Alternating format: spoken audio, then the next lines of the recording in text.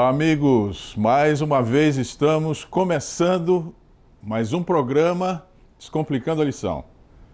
Está no ar o programa para os professores da Escola Sabatina, que tem como objetivo instrumentalizar o professor para que, ao ter contato com as mensagens que vêm através da lição da Escola Sabatina, possam lecionar na frente da sua classe, da sua unidade, de forma eficaz.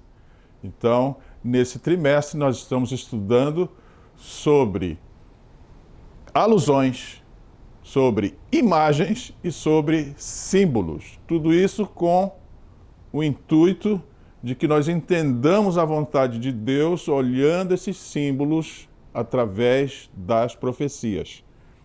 Então, é uma lição muito esclarecedora. Todas elas, até agora, nos têm mostrado um nível crescente de conhecimento, ou seja, o aprofundamento na vontade de Deus está cada vez maior. E nesta semana, na lição de número 7, nós vamos falar sobre fundamentos proféticos. Ou seja, se o profeta tem a função de usar a palavra de Deus de forma hermenêutica, ou seja, usar a palavra de Deus interpretando a vontade de Deus para a população, então nós vamos ver nessa semana os fundamentos utilizados pelos profetas para que as pessoas possam entender a vontade de Deus. Esse é o assunto dessa semana. Antes de nós entrarmos na lição propriamente dita, queríamos agradecer, porque muitas pessoas têm se manifestado ali no diálogo, abaixo do vídeo, têm mandado suas mensagens, e para nós isso é muito importante, ao alvissareiro, que as pessoas mandem suas visões de como estão recebendo toda essa instrução que vai através do programa Descomplicando. Muito obrigado. Tem pessoas do Brasil que interagem com a gente. Quero de forma especial agradecer a um amigo que está sempre me mandando estímulo, que é o professor Jorge Campos, que está em Santa Catarina. Meu abraço para ele. Mas quero também saudar todos os ouvintes, toda a nossa audiência que está em Angola. Há sempre pessoas mandando suas interações, mandando suas visões de como esse programa está chegando lá em Angola, assim como também em Moçambique. Nós agradecemos muito porque essas pessoas reagem e nos informam como estão recebendo. E isso diz para o algoritmo do YouTube que esse programa é importante não só para brasileiros. Então, vamos entrar no assunto da lição. Nessa semana, a figura que está ilustrando, né, a lição, ou está resumindo a lição, é uma tenaz com uma brasa que quebra, né, as correntes que simbolizam as tradições humanas, aonde o processo civilizatório está unido. Então nós vamos ver como que isso aconteceu na vida de um profeta, que é o profeta Isaías, e como isso está ocorrendo na vida da igreja atualmente, né? Essa tenaz que quebra a ligação que há com toda a tradição mundana.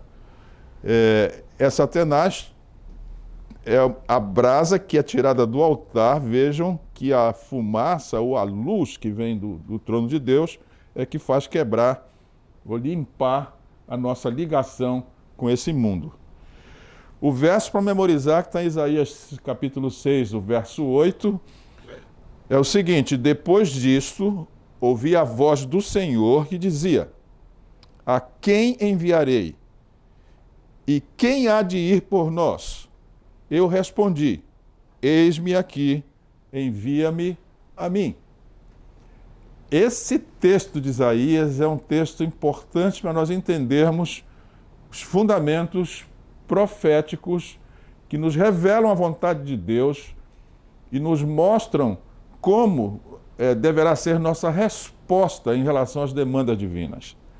Então vamos entrar no assunto da lição e, como já é costumeiro, nós vamos partir de um pensamento inicial, que nessa semana nós vamos usar o próprio autor da lição, o Shawn Bundstra, que disse o seguinte para nós essa semana: as visões sobre a sala do trono de Deus revelam como a raça humana pode se relacionar com um Deus santo e como o sacrifício de Cristo pode nos restaurar e nos aproximar do trono divino. Deus planeja nos restaurar, não apenas como indivíduos, mas também como um povo, para que, mais uma vez, revelemos sua glória ao restante da criação. Ou seja, o plano original de Deus, que era, através da humanidade, revelar a sua glória, não pereceu, ele continua ativo. E durante todas as eras, não é, do tempo da humanidade aqui sobre a superfície desse planeta, esse projeto de Deus tem andado. E nós temos visto isso ao longo das lições que nós estudamos. Não é? Nas duas lições anteriores nós vimos como o processo civilizatório incomoda esse projeto de Deus, mas vimos também a reação brilhante de Deus, fazendo com que a sua glória seja demonstrada através do seu povo. Então, hoje, nós vamos ver Deus, que é o Criador, sendo o fundamento de todo o relacionamento com Ele. Quer dizer, o entendimento da primeira frase da Bíblia, no princípio criou, que nós vimos numa das lições anteriores, o verbo bara, né? No hebraico só se aplica a Deus quando cria. Então, nesse sentido, ele sendo o Criador e não há outro, somente ele pode criar. Nesse sentido, é que nós vamos entender o fundamento de toda a profecia. Então, nós vamos entender o trono de Deus no céu, nós vamos entender o trono de Deus na terra e o trono de Deus futuro.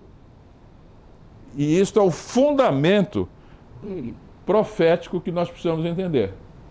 Então vamos ao estudo dessa semana. Lembrando aos professores que o auxiliar do professor é uma ferramenta importante. Eu vi um comentário de alguém dizendo que o auxiliar às vezes não auxilia. Mas eu quero desfazer essa tese aqui. O auxiliar é muito importante. Ele traz, além do texto da lição, visões de informações que são correlatas ao texto da lição.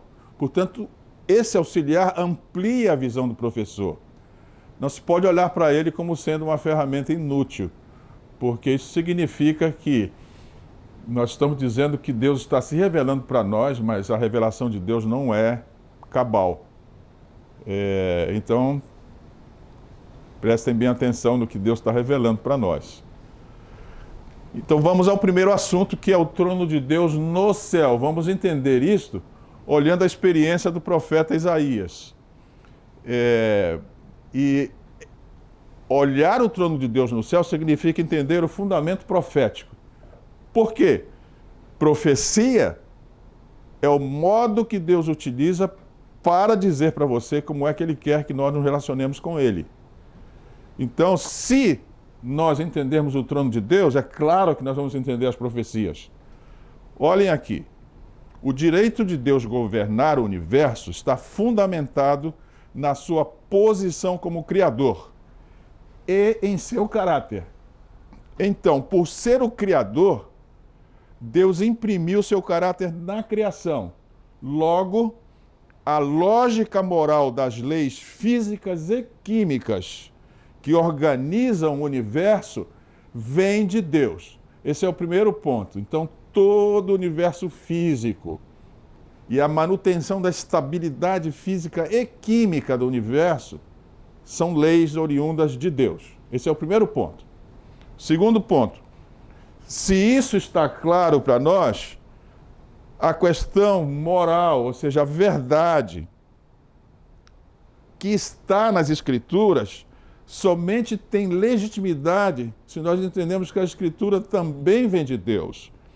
Qualquer sistema de verdades que busque a independência de Deus, nós podemos entender precisamente como sendo sistemas de verdades falsas. Ok? Então, a moralidade não pode ser estabelecida pelas criaturas porque ela precisa de um referencial absoluto. Então, o texto bíblico de Isaías 45:19 esclarece isto.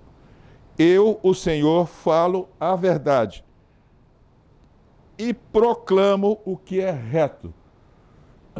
Quando o texto bíblico começa com isso, com esta frase, eu, o Senhor, preste atenção com reverência, porque é um oráculo que está vindo da própria boca de Deus.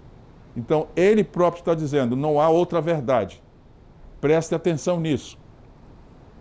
Se a moralidade fosse baseada em opiniões humanas, ela se tornaria subjetiva e relativa, levando ao caos. Agora eu quero que, professores, leiamos isso que está em destaque aqui, porque aqui está o corolário, usando essa expressão aqui em várias lições, o corolário. Ou seja, o que coroa todo esse raciocínio? Isso aqui, olha, a impossibilidade de Deus de envelhecer. Deus não pode envelhecer, não é verdade? Ele é eterno. Então, essa impossibilidade de Deus envelhecer significa que sua sabedoria e justiça são constantes.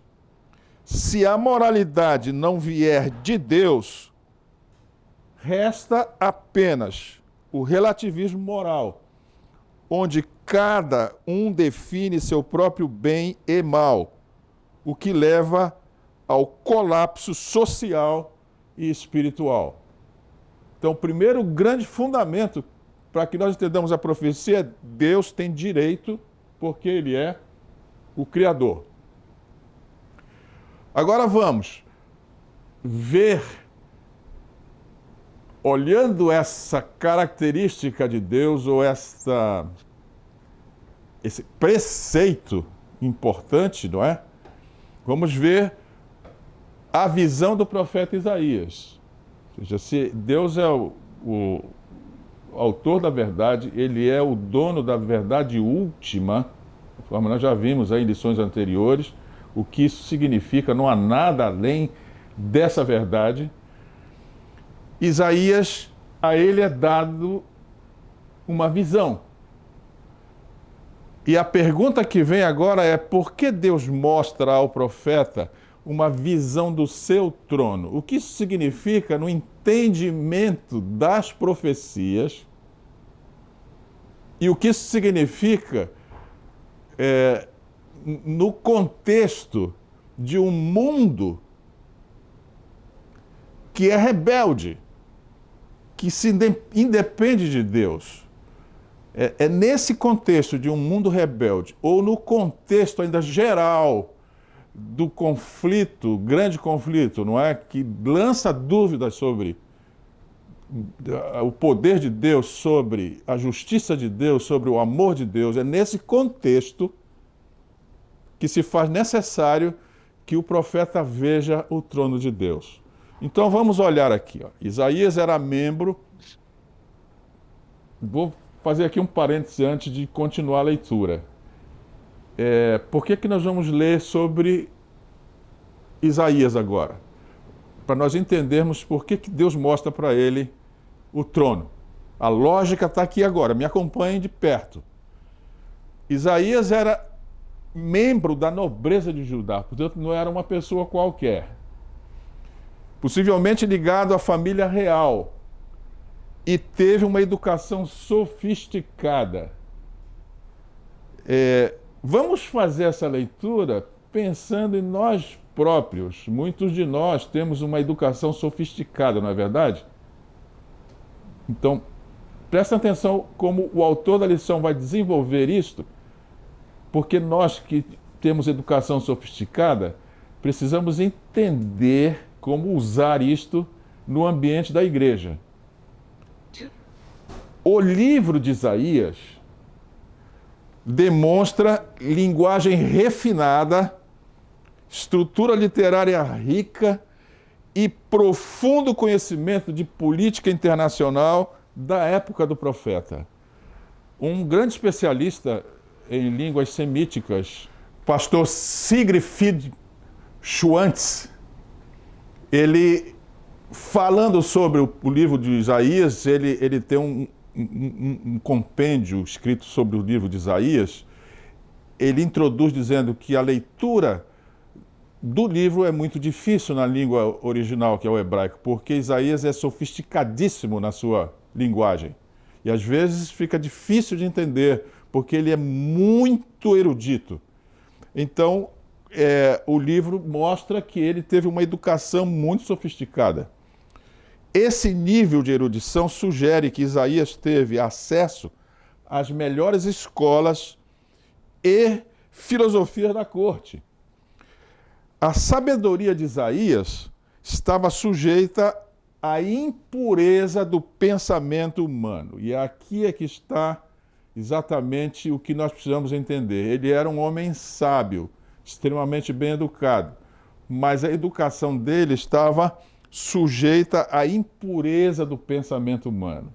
Lembrem que nós vimos ali na lâmina anterior que se a verdade não vem de Deus, ela se torna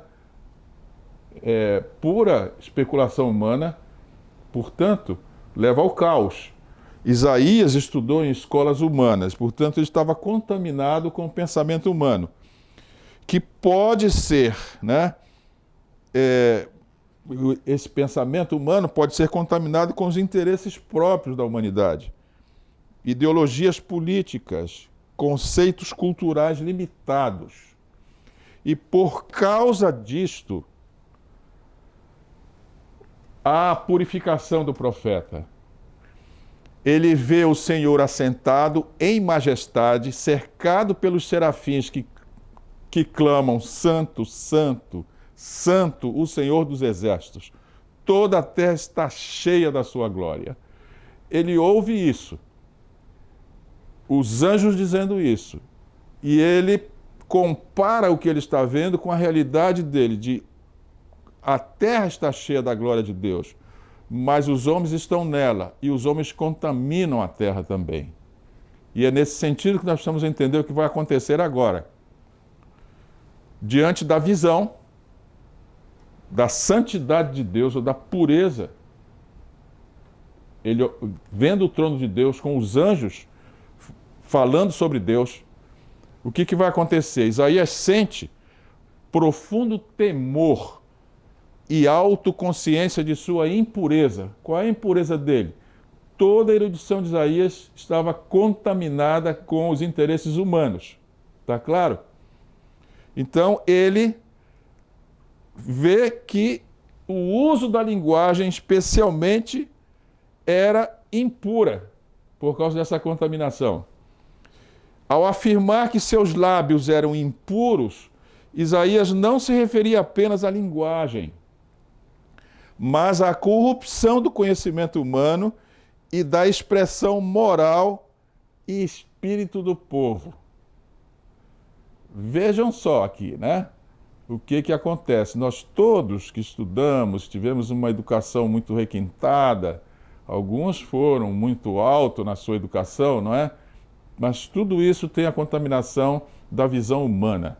Tem o humanismo que nós já falamos em lições anteriores. O que isso representa, Rebeldia contra Deus. E Isaías sente isso quando ele vê os anjos na posição em que estavam, olhando o trono. Os lábios impuros representam pensamentos, crenças e palavras contaminadas pelo pecado. Aqui está o pulo do gato. Por que Isaías precisava de uma purificação. A cultura, a filosofia e a retórica humanas podem, se não forem purificadas, desviar-se da verdade absoluta de Deus. E essa é a questão. Então, o que aconteceu? Agora vamos entender o papel dos lábios na profecia, que nós estamos estudando símbolos, não é? Alusões, figuras, não é? Então, o papel dos lábios. A boca e os lábios são instrumentos de conhecimento e de comunicação. Nós podemos dizer aqui que lábios significa o dom mais importante que Deus deu ao homem, que é a palavra, né? A fala. Ellen White, numa das meditações matinais, que tem o título Jesus, meu modelo, no dia 27 de março, fala sobre esse dom. Se alguém quiser ter a curiosidade de ler, ela diz que é o dom mais importante que Deus deu ao homem, é a fala. E nós já vamos ver isso aqui no texto que vem em seguida. Por que esse dom é importante? Aqui, a fala está sendo substituída por um símbolo, que é a boca, ou o lábio. Então, a boca e os lábios são instrumentos de conhecimento e da comunicação. No contexto bíblico, a boca pode ser usada para edificar ou para corromper. Aí vamos olhando aí tudo que nós vimos aí, né? O pensamento humano, né? Se eu começo a falar muito, não da verdade de Deus, mas do pensamento humano, eu posso usar para edificar ou para corromper, não é verdade? Isaías sabia que, como parte da nobreza, estava exposto a discursos políticos, estratégias diplomáticas e ideologias que podiam estar contaminadas com interesses humanos e não com a verdade de Deus. E nesse contexto, o que aconteceu? O anjo toma uma brasa do altar,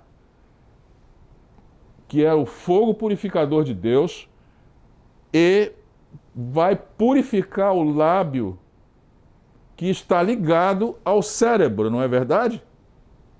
Então vejam bem, o toque da brasa nos lábios de Isaías não era um apagamento do conhecimento que ele já possuía. Lembrem que ele foi educado de uma forma muito sofisticada. O anjo, ao tomar a brasa, não apaga esse conhecimento, mas o que faz? Uma purificação e santificação desse conhecimento. Então vejam bem, entendam isso aqui, o processo de educação que nós recebemos é importante, mas ele precisa ser purificado. E é isso que nós vamos ver em seguida. O conhecimento humano de Isaías não foi rejeitado, mas foi colocado sob autoridade divina. Em Jeremias capítulo 23, do verso 29, está a base desse raciocínio que está aqui acima. Porventura, a minha palavra não é como fogo, diz o Senhor.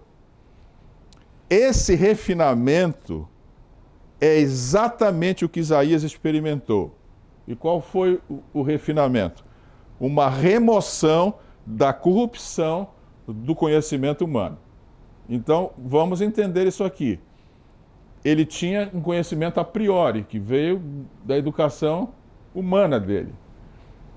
Esse conhecimento estava contaminado por causa dos interesses humanos. Agora, ele, olhando o trono de Deus, ele vê que o conhecimento humano não é suficiente. E ele, então, experimenta uma purificação desse conhecimento, conforme a gente já viu até aqui. E o que vai acontecer? A partir desse momento em que ele recebe a purificação, Isaías não falaria mais com a retórica dos nobres de Judá, mas com a autoridade do próprio Deus. Seu conhecimento anterior agora estava santificado para servir à profecia. O que é a profecia? Professores, lembrem do conceito de profecia? Profecia é graça de Deus mediante um profeta para que você entenda o que ele quer de você. Isso é a profecia. Então, nesse caso de Isaías, nós estamos vendo Deus purificando o profeta para que ele pudesse usar a erudição que ele tinha, agora santificada, e comunicar profecia. Tá claro? Isaías se torna, depois desse episódio, o profeta talvez mais importante da Bíblia. Então, o que Isaías sabia antes era bom, mas ainda impuro. Precisava ser refinado pelo fogo de Deus. Muito bem. Mas Isaías não viu só essa purificação, ele viu mais coisas, né? O trono de Deus foi mostrado para ele com um objetivo, que ele entendesse também como Deus no céu governava e como ele governava a terra. E nessa visão, o profeta entendeu isso, como que o governo acontece. Vejam que no início aqui nós estamos falando que ele era um membro da nobreza, acostumado ali com diplomacia, com negócios internacionais, ele entendia muito bem disso. Ou seja, essa visão dos negócios humanos parece estar na mão do homem. E ele agora está tendo uma visão mostrando que não, os negócios humanos não estão nas mãos dos homens. Deus comanda a partir do seu trono, tudo isso que está acontecendo aqui. Então, olha só, os serafins aparecem apenas em Isaías 6. Mas a gente sabe que há serafins, né? Que é uma hierarquia de anjos. O que são esses anjos? Esses anjos são os que cercam o trono de Deus, e eram eles que estavam proclamando: Santo, Santo é o Senhor dos Exércitos. O termo hebraico serafim, que é, a pronúncia em hebraico é serapim, né? Vem da raiz serap, que significa queimar. Isso sugere que os serafins são seres flamejantes, indicando tanto pureza como juízo. Então, juízos são aplicados por esses anjos. Tá claro? Olha só, ao redor do trono de Deus, Isaías viu milhares de serafins. Ou seja, o que isso significa? Milhares de serafins. A presença dos anjos na narrativa bíblica é marcante e desempenha um papel fundamental. Qual é esse papel? Revelação divina, proteção, juízo e execução da vontade de Deus. Então, nesse contexto, né, com essa visão sobre os anjos, porque nós humanos aqui temos uma interação com essa realidade que é muito difusa, é muito rala, né? Nós sabemos que os anjos estão, acreditamos nos anjos, mas nós não temos uma noção do trabalho desses anjos direito. Mas a Bíblia, ela menciona interações físicas dos anjos conosco. E aqui eu trouxe alguns exemplos, como aqueles anjos que estavam rodeando o trono de Deus agem conosco. Anjos não são apenas mensageiros, mas também agentes ativos da providência divina. Eles interagem com a humanidade desde o Gênesis até o Apocalipse. Olha aqui, professores. Jó, capítulo 38, dos versos 4 a 7, nós encontramos anjos, uma narrativa de que anjos estavam presentes na criação e eles se regozijavam na criação da terra. Ou seja, os anjos não só assistem ao trono de Deus, eles participam do governo de Deus. Em Gênesis 18 e 19, 3 anjos visitam Abraão, anunciando o nascimento de Isaque, ou seja, a presença física de anjos. E anunciam também um juízo sobre Sodoma e Gomorra. Posteriormente, 2 anjos resgatam a família de Ló. Então, interações físicas, eu não sei quantas vezes anjos interagiram conosco, nos livrando de coisas. Tem muitas histórias aí em relação ao aparecimento de anjos, na vida dos pastores, por exemplo. Eu sou filho de um pastor e tenho muitas histórias de anjos que intervieram na vida do meu pai e fizeram coisas e quando ele procurou para agradecer, não os viu mais. Ou seja, eram pessoas, né? Mas na verdade eram anjos. E assim tem outros relatos de outros pastores. Eu não tenho tempo para contar aqui, mas os anjos são fisicamente interagindo conosco. Em Lucas 2, de 8 a 14, os anjos anunciam o nascimento de Jesus aos pastores. E aquilo foi um aparecimento físico dos anjos. Em Atos 8, 26, um anjo guia Filipe para evangelizar o eunuco etíope. Vejam bem isso aqui. E em Mateus 24, 31, os anjos reunirão os eleitos na segunda vinda de Cristo. Portanto, a atuação angelical não é independente, mas eles atuam totalmente subordinados à vontade de Deus. Se Isaías estava tendo esta visão, significa o quê? Que a igreja de Deus aqui não pode agir de forma independente, ela também está subordinada à vontade de Deus. Não é esse o raciocínio lógico até aqui? Então vamos andar aqui um pouquinho mais. Se Isaías viu o trono de Deus no céu e viu como Deus governa, é possível que através disso nós entendamos o trono de Deus na terra.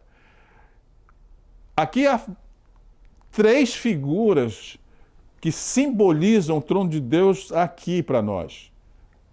O Jardim do Éden era o trono de Deus, né? E Deus leva o jardim de volta, né? Aliás, a palavra Éden significa morada de Deus. Aqui está o Jardim do Éden, quer dizer, o jardim da morada de Deus. Em outras traduções está o jardim no Éden, ou seja, um jardim na morada de Deus. Esse aqui era um símbolo da presença de Deus, né? do trono de Deus aqui na terra. A Arca da Aliança, de dentro do tabernáculo, com o Shekinah em cima, era outra símbolo da presença de Deus física conosco aqui. E o Monte Sião, que é o que nós vamos ver aqui agora, é uma representação ideal de como o reino de Deus no céu se une ao reino de Deus na terra. Ou seja, o comando de Deus é no céu, no universo, mas é também aqui na terra. O que Isaías viu, além dos serafins? 4 seres viventes que aparecem de forma semelhante tanto no Antigo Testamento quanto no Novo Testamento. Né? Ezequiel fala desses 4 seres viventes e Apocalipse também fala. E o que são esses seres viventes? Aqui está alguma coisa muito importante. Geralmente as pessoas não sabem dizer o que são esses seres viventes. Professores, chamo a sua atenção agora para esse momento. Venham comigo muito devagar, porque eu também vou aprender agora com vocês muita coisa. Então vamos juntos aqui. 4 seres viventes. A repetição, né, tanto no Velho como no Novo Testamento, desta imagem, em 2 momentos distintos da revelação bíblica, indica que esse símbolo é muito importante. Então, vamos olhá-lo. Eles representam o governo de Deus sobre toda a criação, esses 4 seres viventes, e servem como testemunhas da glória de Deus e agentes de sua justiça. Vejam bem, professores, a primeira explicação desses 4 seres viventes está aqui, ó. Eles governam, eles representam o governo sobre toda a criação e servem como testemunhas da glória de Deus e agentes de sua justiça. É um símbolo do governo de Deus, esses 4 seres viventes. Vamos entender agora na próxima lâmina. Eu tenho aqui um quadro para nós entendermos um pouco os significados que estão aqui diante de nós a respeito desses 4 seres viventes. O profeta viu que eles tinham 4 rostos. Eu não conheço nenhum ser vivente aqui no nosso planeta com 4 rostos. Mas Isaías viu isso, porque é uma representação, uma figura, é um símbolo, não é? Então, homem, leão, boi e águia, esses eram os rostos. Qual é a representação disso? O rosto de homem representa a inteligência e a moralidade de Deus. Deus governa com sabedoria. Leão representa a realeza e a autoridade. Deus governa com poder absoluto. Boi representa a força e o sacrifício. Ou seja, Deus governa sustentando e redimindo a sua criação. E a águia representa a espiritualidade e soberania. Deus vê todas as coisas e está acima de tudo. Então, o que Isaías viu naqueles 4 seres viventes é uma representação de como Deus opera o seu governo. Mas, tem uma coisinha aqui, esses 4 seres são figuras associadas às 4 representações de Cristo nos evangelhos. Olhem bem aqui. Mateus apresenta Cristo como o rei, o leão. Marcos apresenta Cristo como o servo, o boi. Lucas apresenta Cristo como homem, o homem. E João apresenta Cristo como Deus, águia. Então o que nós estamos vendo? Esse símbolo mostrado a Isaías, ele representa o governo de Deus para a terra, tanto no espaço do Antigo Testamento como no espaço do Novo Testamento. Esses rostos simbolizam o domínio de Deus sobre todas as áreas da existência e a plenitude da manifestação de Cristo. São seres reais, vejam bem isso aqui, mas representam conceitos, que são conceitos espirituais. Eles não apenas são símbolos, eles têm ações concretas, adorando e proclamando a santidade de Deus. Então nós estamos vendo figuras que não têm a lógica, né, dos seres que nós conhecemos, mas que têm uma representação simbólica profunda. Eles não são só símbolos, são seres reais, mas que carregam importantes mensagens, importantes conceitos espirituais que, para o profeta entender, ele teve que presenciar a materialidade desses seres que não são seres lógicos para nós aqui no planeta. Então vamos entender um pouco mais. Os 4 seres viventes possuem os mesmos símbolos das 4 tribos principais que rodeavam o tabernáculo. Professores, olha aqui, vou começar a explicar uma coisa importante. Para relacionar o trono de Deus no céu com o trono dele aqui na terra. O primeiro momento de relacionamento é o tabernáculo. O tabernáculo no acampamento israelita ocupava o centro do acampamento. Em redor do tabernáculo, ou seja, nos 4 pontos cardeais, estavam 3 tribos. Cada conjunto de tribos era representado por uma tribo. Então, nós, nesse quadro aqui, vamos ver isso aqui explicado direitinho. Olha. Na direção leste, a tribo que capitaneava era a tribo de Judá. Capitaneava mais 2 tribos, né? Eu não sei quantas pessoas eram, porque as tribos eram numerosas. Esse Judá era representado pelo leão.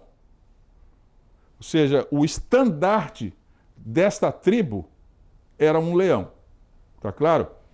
E isso aparece no rosto dos seres, né? Um rosto de leão. Muito bem. Ao sul, a tribo principal era Ruben. E o estandarte dessa tribo tinha como símbolo o homem, que é um dos rostos das 4 criaturas que foram vistas lá por Isaías. No lado oeste, a tribo principal era Efraim, o símbolo do estandarte era o boi e era um dos rostos daqueles seres vistos pelo profeta. Ao norte era a tribo de Dan, a tribo principal, o símbolo era a águia, e a águia era um dos rostos que o profeta viu. O que isso quer dizer exatamente? Muito, muito importante, irmãos. Olha só, se esses seres viventes que foi visto pelo profeta estavam ao redor do trono de Deus e estavam lá como coadjuvantes no governo de Deus, e Isaías viu isso no âmbito do trono lá no céu, agora nós estamos vendo uma representação desse próprio governo na organização das tribos. Vejam que mensagem espiritual importante. Era o próprio reino de Deus dentro do sistema israelita. Está claro? Os mesmos símbolos, uma organização semelhante, eram 4 seres, 4 conjuntos de tribos, a mesmíssima coisa, o mesmo ambiente de governo que estava no céu, agora nós vemos aqui no sistema israelita. Então, o trono de Deus está acima dos 4 seres viventes, assim como o tabernáculo estava no centro do acampamento de Israel. Eu preciso que vocês estejam formando um conceito sobre o trono de Deus. Porque agora nós vamos olhar, se nós entendemos o trono de Deus aqui, e nós entendemos que há uma representação do governo de Deus que foi visto no céu, no povo de Israel, agora, no tempo futuro, o que é o tempo futuro? Igreja cristã, não é? Então, agora no tempo futuro, esses 4 seres viventes podem ser vistos como representando o governo de Deus? Aparece um 4º anjo no Apocalipse 18, porque no Apocalipse 14 são 3 anjos, não é? O 4º anjo, que está em Apocalipse 18, o que ele representa? Os adventistas do 7º dia. De quem você está falando? Você está falando dos animais, agora está falando dos anjos? É, porque as figuras estão unidas ali. O que Isaías viu? Muitos anjos e 4 seres viventes, não é? Vamos tentar ver isso aqui na igreja agora. Os adventistas do 7º dia são esse anjo. Ou seja, são os serafins. O que eram os serafins? Seres flamejantes. Que aplicavam o quê? Eles falavam sobre o governo de Deus, falavam sobre como Deus é, falavam sobre juízos, falavam sobre o governo de Deus. Então, a igreja adventista é o 4º anjo. 4º anjo, 4 seres. Estão unindo isso aí? Assim como os serafins são seres flamejantes, os remanescentes passarão por uma purificação no fogo para a limpeza de toda a impureza do pensamento humano, para eliminar os interesses próprios, ideologias políticas e conceitos culturais limitados. Assim como o profeta teve que ser purificado com a brasa no seu lábio, a igreja de Deus também precisa receber essa purificação, porque ela é esse 4º anjo. Uma brasa do altar simboliza o domínio da sabedoria divina sobre a sabedoria humana. Então, olha só. Vamos olhar aqui o que aconteceu com alguns personagens para poder nós entendermos o que acontece com os membros da igreja atual. Moisés, tendo sido criado na corte egípcia e instruído na ciência do Egito, precisou aprender que não era a eloquência, mas a palavra de Deus que o tornaria um líder eficaz. Então Deus tira Moisés do Egito, da contaminação, e leva para o deserto. E a propósito, quando Deus se mostra para Moisés, ele se mostra através de fogo, não é isso? Fogo purificador. Paulo, um erudito formado aos pés de Gamaliel, diz que não pregou com sabedoria de palavras, mas no poder do Espírito, para que a fé do povo não se apoiasse na sabedoria humana, mas no poder de Deus. O que é que eu estou mostrando para vocês aqui? Estou mostrando o que Isaías viu, né? O primeiro momento foi a purificação. Estou mostrando como no Antigo Testamento essa purificação aconteceu de novo com outros personagens. E estou mostrando como a purificação aconteceu com personagens do Novo Testamento. Logo, isso deverá acontecer com a igreja que nós vimos ali, que é o quarto anjo do Apocalipse. Está correto? Se a boca pode tanto abençoar quanto corromper, a purificação dos lábios significa uma transformação do modo de expressar a verdade. O que nós temos hoje? O que esse quarto anjo vai precisar para iluminar o mundo? O que nós temos? Uma avalanche de conhecimento humano. E o inimigo lutando para que o humanismo prevaleça. O homem arrogante cuidando dos seus próprios interesses e resolvendo seus próprios problemas. Essa contaminação com essa ideia vai ter que desaparecer. E a igreja, que é esse quarto anjo, vai estar da mesma forma como Isaías teve na visão que teve. Está claro isso? Agora, olha só, a Igreja Adventista é um movimento profético e remanescente. Sua organização estruturada nos moldes de Israel reforça a identidade com a igreja, como a igreja chama... Desculpa, vamos reler de novo que eu perdi o ritmo aqui. Sua organização estruturada nos moldes de Israel reforça sua identidade como a igreja chamada para proclamar a verdade dos últimos dias. A pergunta que vem agora, meus caros professores, eu até agora não vi a estrutura da igreja como eu vi com o santuário, as 4 tribos com os mesmos estandartes, simbolizando os 4 seres que Isaías viu lá. Aonde que isso está na igreja? E aqui está. Nós temos 12 tribos em Israel, não é verdade? Quantas divisões nas hierarquias administrativas da igreja existem? Agora são 13 divisões, não é? E essas 13 divisões, que é um número muito próximo das 12 tribos, não é isso? Elas estão aonde? Nos 4 pontos cardeais, não é verdade? Por isso esse texto está dizendo aqui que a sua organização estruturada nos moldes de Israel. Está claro?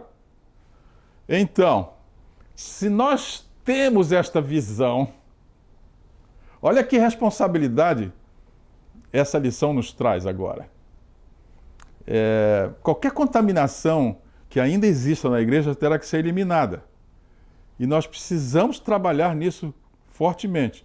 Qual é a instância da igreja que vai trabalhar nessa descontaminação? Aonde que a brasa no altar, que foi tomada com uma tenaz, vamos voltar à figura que abre a lição.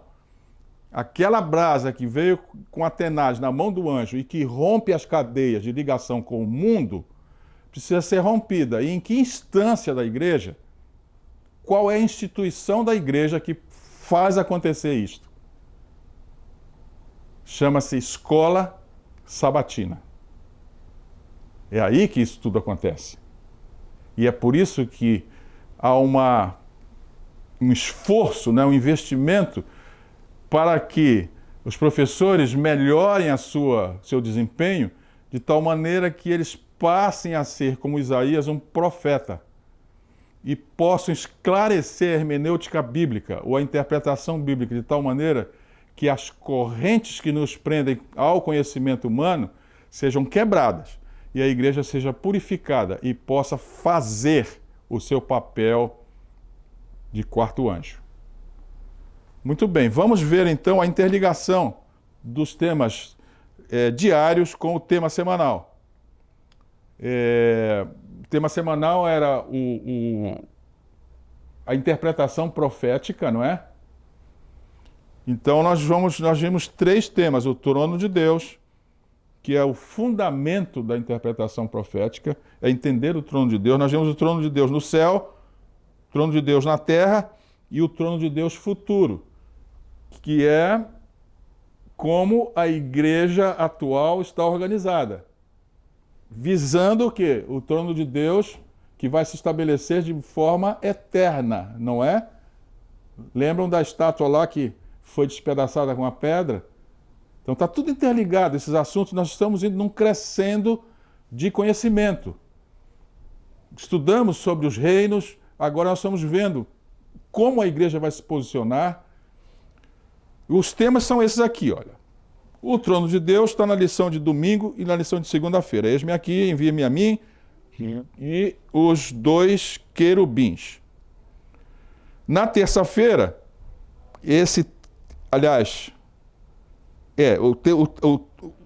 na terça-feira e na quarta-feira, os temas que estão lá sendo discutidos, como brasas vivas, Deus no meio do seu povo, correspondem ao trono de Deus na terra. E quinta-feira, a queda de Lúcifer, que aqui está representando a nossa quebra com todo o sistema humano, conforme nós vimos ali.